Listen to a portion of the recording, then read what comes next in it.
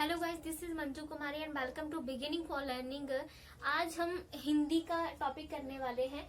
देवनागरी लिपि का नामकरण जो है वो किस तरह से पढ़ा। इसमें हम लोग देवनागरी लिपि के गुण के बारे में भी बात करेंगे, दोष कौन कौन से हैं देवनागरी लिपि के उसके बारे में बात करेंगे, और सुधार के लिए जो है वो कौन कौन से आयोग बने, किस तरह से इसमें सुधार की बातें की गई, कौन कौन से सुधार इसमें किए गए, वो वाली बातें भी करेंगे। बट आज हम करने वाले हैं कि इसका नामकरण कैसे पढ़ा। ठीक है, सबसे पहले हम नामकरण समझेंगे कि देवनागरी लिपि का देवनागरी नाम कैसे पढ़ा। तो अगर हम बात करें तो हमारी जो भी हिंदी भाषा है, आपको पता ही है हिंदी भाषा को लिखित रूप देने के लिए कौन सी लिपि का प्रयोग किया जाता है। देवनागरी लिपि में जो है वो हिंदी भाषा लिखी जाती है। ठीक है, और जो देवनागरी भाषा है उसका उद्भव यानी माना जाता है वो कहाँ से निकली है देवनागरी भाषा, तो इसको ब्राह्मी लिपि से माना जाता है। ठीक है,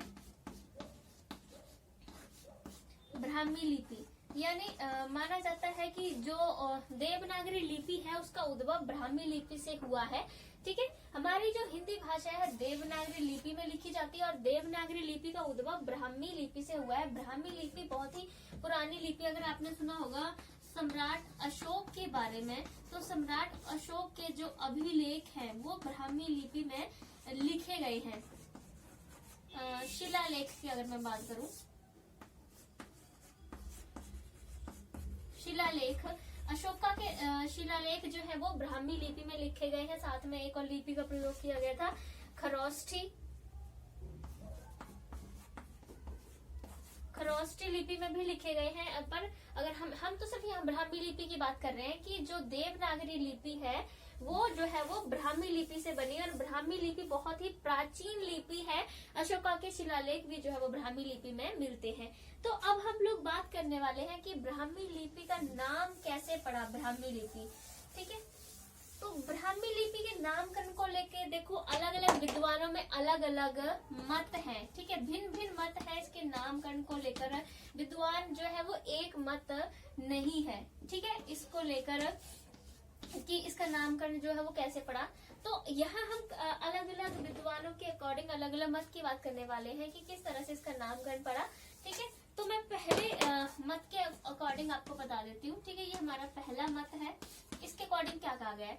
देखो, कुछ विद्वान कहते हैं कि जो देवनागरी लिपि है उसका आरंभ में प्रयोग जो है वो केवल गुजरात में रहने वाले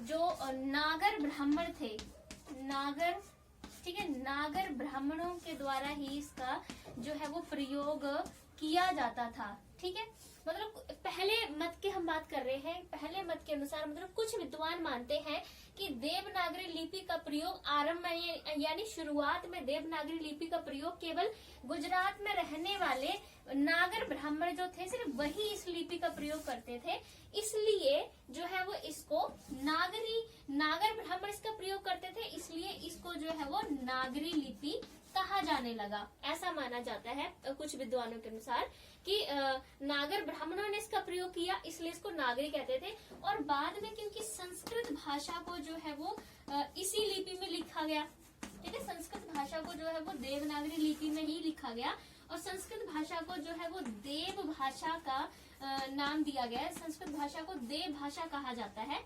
ठीक है, तो जो लिपि मतलब जो भाषा जो है वो जिस लिपि में लिखी गई है ना, देव भाषा जिस लिपि में लिखी गई है उसे देव कहा जाने लगा, और नागरी तो हमने बोला कि नागर ब्राह्मण की वजह से पड़ा, तो इसको जो है वो देव नागरी भाषा कहते हैं। इस प्रकार से इसका नामकरण जो है वो लिपि का नामकरण इस प्रकार से पड़ा। मैं एक बार फिर से बता देती हूँ।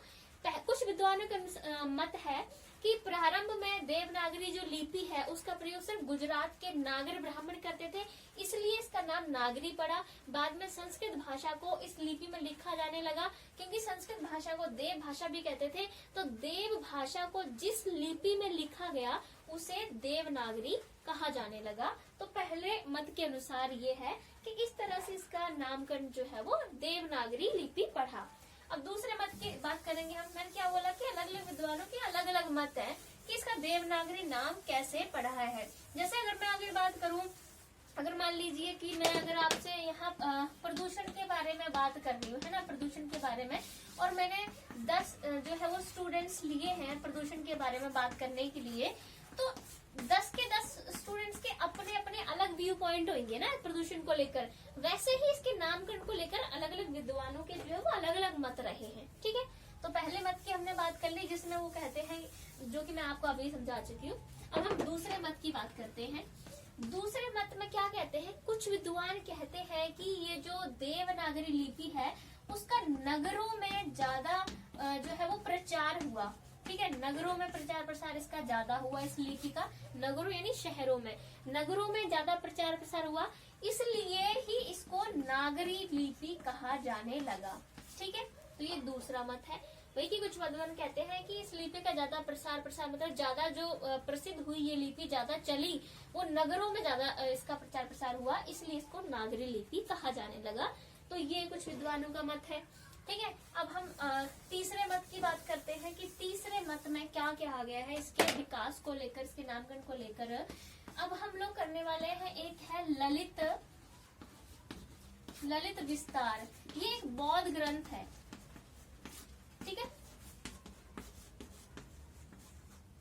बौद्ध ग्रंथ ललित विस्तार एक बौद्ध ग्रंथ है।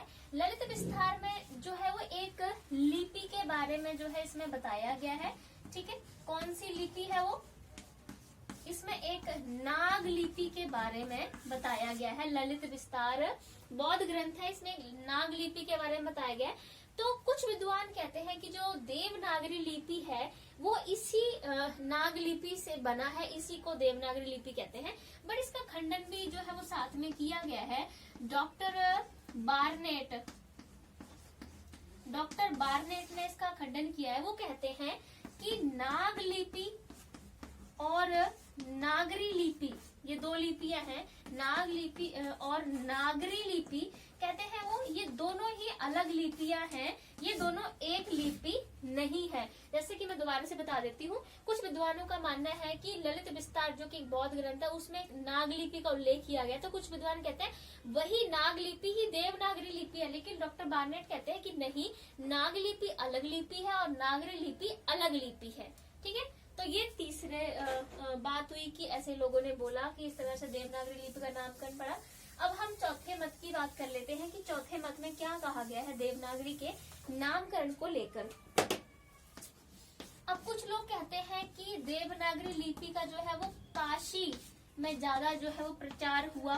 ठीक है, प्रचार प्रसार काशी में ज्यादा हुआ, और काशी को जो है वो किस नाम से जाना जाता है, शिवनगरी, है ना, शिवनगरी जो है वो काशी को कहा जाता है, और शिवनगरी को जो है वो देवनगरी भी कहा जाता है। ठीक है, देवनगरी। तो कुछ विद्वानों का वही मानना है कि काशी का प्रसार प्रसार जो है, सॉरी, देवनागरी लिपि का प्रसार प्रसार काशी में ज्यादा हुआ, और काशी को शिवनगरी या इसको देवनगरी भी कहते हैं। और देवनगरी में जिस लिपि का प्रचार प्रसार ज्यादा हुआ तो उसे जो है वो देवनागरी कहा गया। ठीक है, देवनगरी में जिस लिपि का प्रसार प्रसार ज्यादा हुआ उसे देवनागरी लिपि कहा गया। तो ये कुछ विद्वानों का मत है। ठीक है, तो ये देखो, सारे विद्वान एक मत नहीं है, सबने अपने अपने अकॉर्डिंग, अपने अपने जो उनके व्यू पॉइंट थे, अपने दृष्टिकोण थे, उसके अकॉर्डिंग इसका नामकरण जो है वो बताया हुआ है। ठीक है, अब हम लोग करने वाले हैं पांचवा मत। पांचवें मत में क्या है कि कुछ विद्वान कहते हैं कि चंद्रगुप्त द्वितीय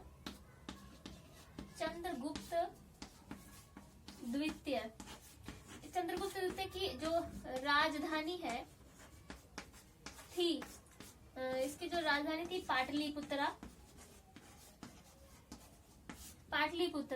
कुछ विद्वान कहते हैं कि चंद्रगुप्त द्वितीय की राजधानी पाटलिपुत्र, इसको नगर कहा जाता था। ठीक है, और चंद्रगुप्त द्वितीय को जो है वो देव कहा जाता था। ठीक है, मतलब उस चंद्रगुप्त द्वितीय की जो राजधानी पाटलिपुत्र थी उसको नगर कहा जाता था, और चंद्रगुप्त द्वितीय को देव कहा जाता था। तो कहते हैं कि देव प्लस नगर, इन दोनों से मिलकर ही जो है वो देवनागरी लिपि का नामकरण जो है वो पढ़ा है। ये कुछ विद्वानों का मानना है। ठीक है, कि चंद्रगुप्त द्वितीय को जो है देव कहा जाता था, उसकी राजधानी को पाटलिपुत्र को नगर, तो देव और नगर को मिलाकर देवनागरी लिपि जो है वो बनी है, इसका नामकरण पड़ा है। तो ये एक मत है। ठीक है, अब हम लोग करने वाले हैं आर श्यामा शास्त्री। 6वां मत हम लोग बात करेंगे। अब हम एक है आर श्याम शास्त्री। आर श्याम शास्त्री जो है ये विद्वान है। ये क्या कहते हैं कि भारत में पहले शुरुआत में जो देवता थे, देवी देवता थे अपने, उनकी पूजा जो है मतलब उनकी मूर्तियों की पूजा जो है वो पहले नहीं होती थी। ठीक है, मूर्ति पूजा नहीं होती थी, मतलब पहले ऐसे मूर्तियां नहीं थी कि भगवान की पूजा मूर्तियों के रूप में नहीं करते थे देवी देवताओं की पूजा, बल्कि मूर्ति की जगह जो है वो सांकेतिक कुछ चिन्ह होते थे, सांकेतिक चिन्हों के रूप में उनकी पूजा की जाती थी, ना कि मूर्तियों के रूप में। ठीक है, ये आर श्याम शास्त्री का कहना है। कहते हैं कि शुरुआत में भारत में देवी देवताओं की पूजा उनकी मूर्तियों के रूप में नहीं की जाती थी, बल्कि सांकेतिक रूप ऐसे कुछ चिन्ह बनाते उनके रूप में भगवान की पूजा की जाती है। जैसे मैं एग्जांपल दूं, महात्मा बुद्ध की आपको पता है कि शुरुआत में अगर हम बात करें तो महात्मा बुद्ध की जैसे हीनयान और महायान है ना, तो हीनयान की अगर मैं बात करूं तो हीनयान जो है, हीनयान में महात्मा बुद्ध की मूर्ति की पूजा नहीं करते हैं, वो संकेतों की पूजा करते हैं। ठीक है, सांकेतिक रूप में महात्मा बुद्ध की पूजा करते हैं, ना कि महात्मा बुद्ध की मूर्तियों की पूजा करते हैं। जैसे संकेतों में वो पीपल के पेड़ की पूजा करते हैं। ठीक है, क्योंकि पीपल के पेड़ की पूजा क्यों करते हैं? क्योंकि यहाँ महात्मा बुद्ध ने ज्ञान प्राप्त किया था, तो पीपल के पेड़ की पूजा करते हैं, मतलब एक सांकेतिक रूप में पूजा कर रहे हैं, उनकी मूर्ति की पूजा नहीं, बट पीपल के पेड़ की पूजा कर रहे हैं। जैसे अगर आपने देखा होगा कि मैं दूसरा भगवान विष्णु का बताती हूँ, इवन मेरी मदर भी सांकेतिक रूप में जो है वो पूजा करती है, सांकेतिक चिन्हों की, सीधा मूर्ति की ना करके। आपने देखा होगा विष्णु भगवान की पूजा कभी कभी लोग मूर्तियों से तो चलो करते हैं, फोटो से करते हैं, लेकिन कुछ लोग विष्णु भगवान की पूजा का एक सांकेतिक चिन्ह में भी पूजा करते हैं। वो है कौन सा? अपना केले के पेड़ की पूजा करते हैं। ठीक है ना, केले की पेड़ की पूजा, जिससे वो भगवान विष्णु की ही पूजा होती है, पर उनके सांकेतिक रूप में इनकी पूजा की जाती है ना। अभी हम कह सकते हैं कि कई जगह देखो जो है वो गाय की पूजा की जाती है, वो भी सांकेतिक रूप में। बैल की पूजा कुछ करते हैं लोग, क्योंकि बैल पे भगवान शिव जो है वो विराजमान होते हैं। तो इस तरह से सांकेतिक रूप में कहते हैं कि पहले पूजा जो है वो की जाती थी, सीधा देवी देवताओं की मूर्तियों की पूजा नहीं की जाती थी। ठीक है, ये आर श्यामा शास्त्री का कहना है।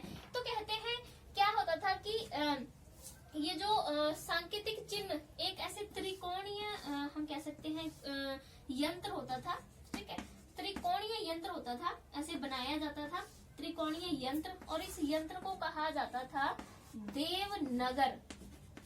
ठीक है, और इस यंत्र के बीच में इस तरह से त्रिकोणीय यंत्र बना के उसके बीच में जो है वो चिन्ह बना दिए जाते थे, भगवान से रिलेटेड जो भी भगवान की पूजा करते थे उससे संबंधित कुछ चिन्ह बना दिए जाते थे अंदर।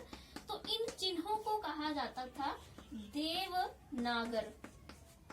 ठीक है, तो दोबारा से मैं इस पॉइंट को समझा देती हूँ कि आर श्यामा शास्त्री का कहना था कि पहले भारत में देवी देवताओं की पूजा उनकी मूर्तियों के रूप में नहीं की जाती थी, सांकेतिक चिन्हों के रूप में की जाती थी, और इन सांकेतिक चिन्हों को त्रिकोणीय यंत्र में बनाया जाता था। उस यंत्र को देवनगर कहा जाता था, और इन संकेतों को देवनागर, और कहते हैं इसी से जो है वो देवनागरी लिपि बनी। ठीक है, ये वाला पॉइंट था। अब हम करने वाले हैं एक और जो है वो इस तरह का ही एक और मत है, इसके विकास को लेकर, देवनागरी लिपि के नामकरण को लेकर। ठीक है, तो अभी हम लास्ट पॉइंट करने वाले हैं। इसमें आते हैं हमारे पास डॉक्टर धीरेन्द्र वर्मा। डॉक्टर धीरेन्द्र वर्मा कहते हैं कि मध्य युग में स्थापत्य